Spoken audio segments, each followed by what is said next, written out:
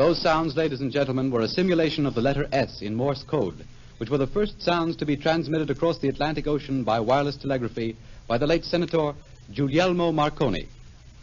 This event took place in 1901, and tonight WOR and the Mutual Broadcasting System brings you this program as a tribute to the memory of the great Italian inventor and scientist, whose death this morning is an irreparable loss to the entire world. On this memorial program, we are to have the privilege of hearing from a number of gentlemen prominent in the wireless and radio communications fields that have brought to their present high development by Senatore Marconi.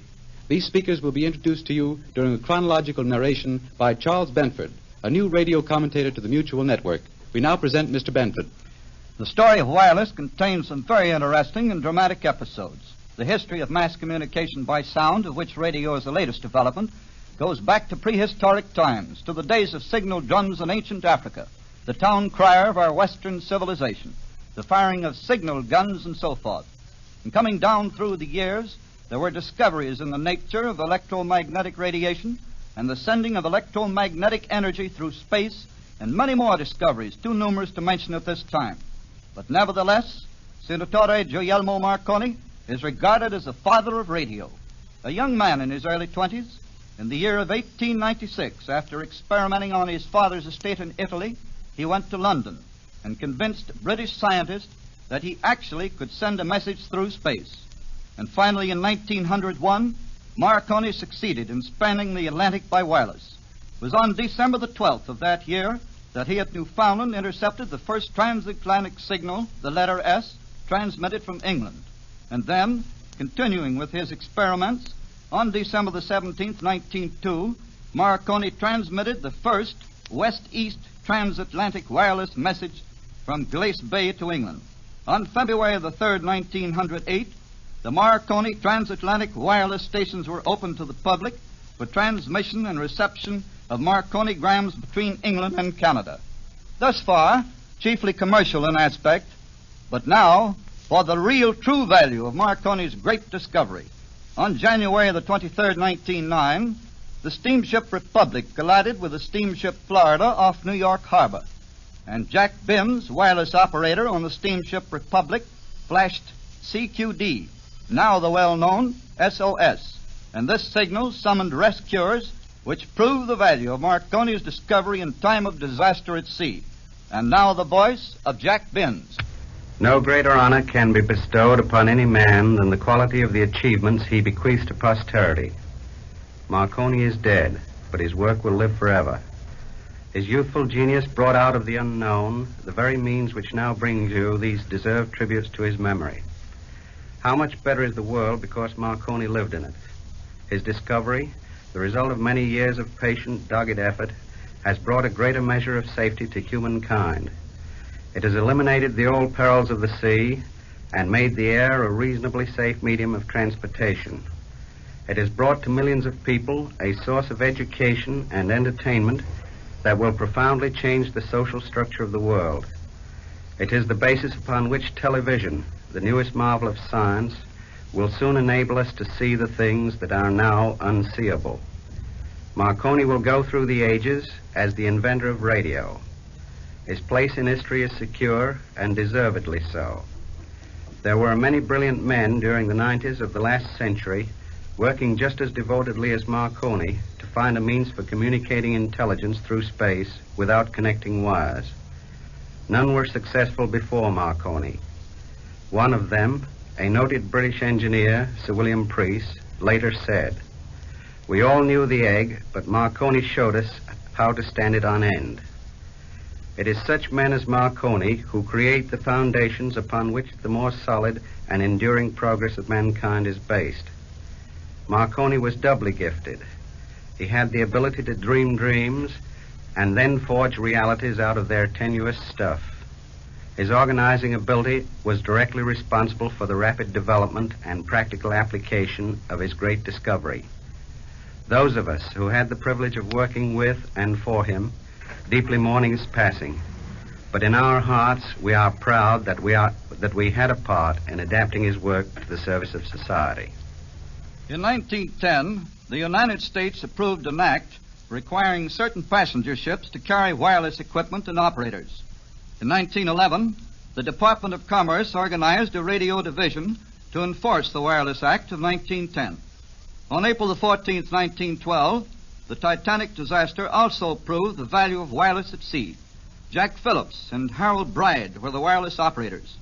And to commemorate their work and their lives, a monument was erected in Battery Park, New York, by popular contribution, the maintenance of which is provided for by the Veteran Wireless Operators Association. And now a word from the president of this international association, Mr. William J. McGonnigle.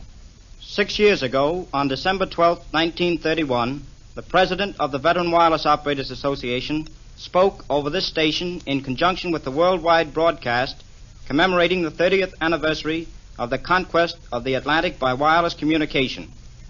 We were then privileged to present Senatore Marconi with a special gold medal of our association. Tonight, I am here to inscribe his name on the perpetual roll of honor of our association and to pay our last respects to our late beloved member, Guglielmo Marconi, Wireless Veteran Number 1. Any tribute, however great, that we might pay at this time would be small by comparison with his accomplishments. From that first day in 1895, when Marconi achieved the first successful transmission of intelligence by wireless communication, he continued daily active, improving and perfecting the new communications medium. It must have been a source of profound satisfaction to him to have lived to witness the magnificent progress of his youthful hobby to one of humankind's most useful instrumentalities, radio today. Marconi the man is no more. His spirit and achievements will live on forever as a guiding star to posterity. Scholar, soldier, statesman, scientific genius, his name will be recorded in history with other immortals who, like him, devoted their lives to the interests of humankind.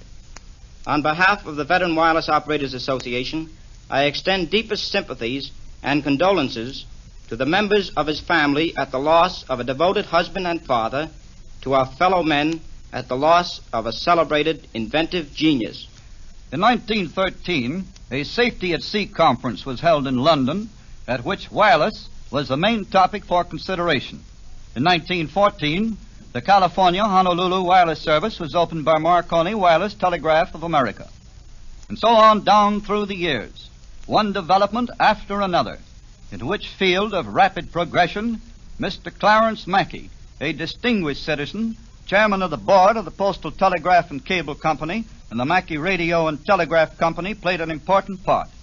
Mr. Mackey has been honored by the Vatican and other European countries. So it is with pleasure that we hear the voice of Mr. Mackey.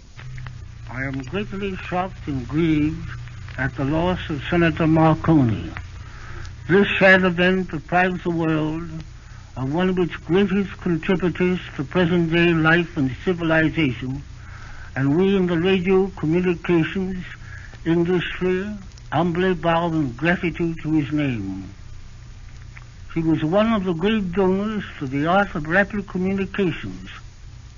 The telegraph means Morse, the telephone means bell, and radio means Marconi. They gave us our three great branches of service. They are our three greatest names, and they are immortal. And now Marconi is gone. I am extremely proud to have known Senator Marconi as a personal friend for many years. No man ever more richly deserved the homage of the world. He was a strong, lovable personality.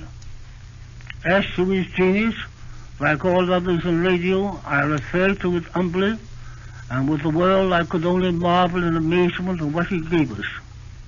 There is no need to dwell on the Senator Marconi's colossal contribution. No one had to stir his imagination greatly to picture the many radio telephone and radio telegraph ties which obliterate the oceans and the vast expanses of land as factors of time and space insofar as communications among the people of the earth is concerned. I am sure that those of us in communications unitedly pledge at this sad time our best efforts to make the most throughout the future of a Marconi's amazing gift to the world, and by development, research, and alertness to the needs of increasing world progress, to see that radio is always the amazing servant of humanity which he has left with us today. We will carry on in his name. And still we continue. There were numerous other developments, all resulting from the discovery of Marconi. Circuits of various kinds, short-wave transmission, radio, telephone, and etc. And then on November the 2nd, 1920, radio broadcasting began with station KDKA going on the air with a regular schedule of pre-announced programs. Marconi continued his experiments, and development continued at such a rapid pace that some central control was inevitable. And so on February the 23rd, 1926, President Calvin Coolidge signed the Dill-White Radio Bill that created the Federal Radio Commission and ended chaos caused by a wild growth of broadcasting. Dr. Orestes H. Caldwell was one of the first commissioners appointed to this commission. And now I am pleased to introduce Dr. Caldwell. Courage was a quality in Marconi's makeup no less important than his technical insight. Time and again in Marconi's career, he listened patiently to the theorists, letting them tell him what could not be done, and then Marconi went ahead and did it. He demonstrated this fearlessness of obstacles as a youth of 21 when he sent those wireless signals in his father's garden, and again he showed his faith in 1901 when he began his experiments to span the Atlantic. All of the scientists of that period were sure that wireless waves moved in straight lines like light, and so could not be sent across the curving expanse of the ocean. But Marconi persisted, and in 1901 the first faint signals crossed the Atlantic, held to their curving path, as we now know, by the reflecting layers of the upper atmosphere. In more recent years, just as self-satisfied wireless men were sure that the radio long waves had reached their limits, Marconi's own experiments pointed the way to the unknown and unbelievably rich domain of the ultra-short waves, the high-frequency channels. With far-seeing vision, he had cut through the narrow technicalities of the day and glimpsed the grander vistas that we now know lie beyond.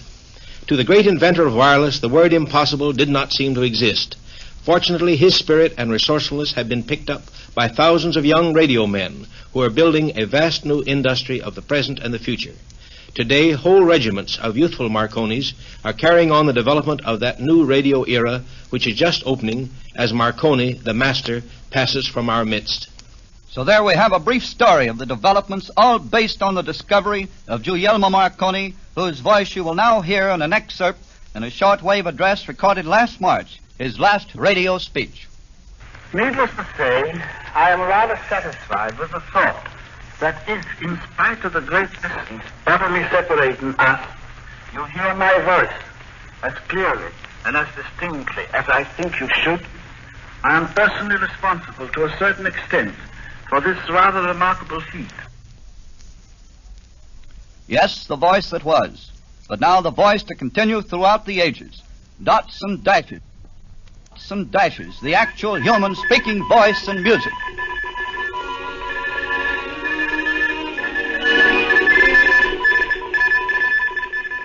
We now bring to a close this special program offered by WOR and the Mutual Broadcasting System as a respectful tribute to the memory of this great man who only this morning passed away. The commentator was Charles Bentford. The recording of Senatore Marconi's voice was by audio transcriptions, and the recordings of the voices of Mr. Bims and Mr. Mackey were by the WOR Recording Division.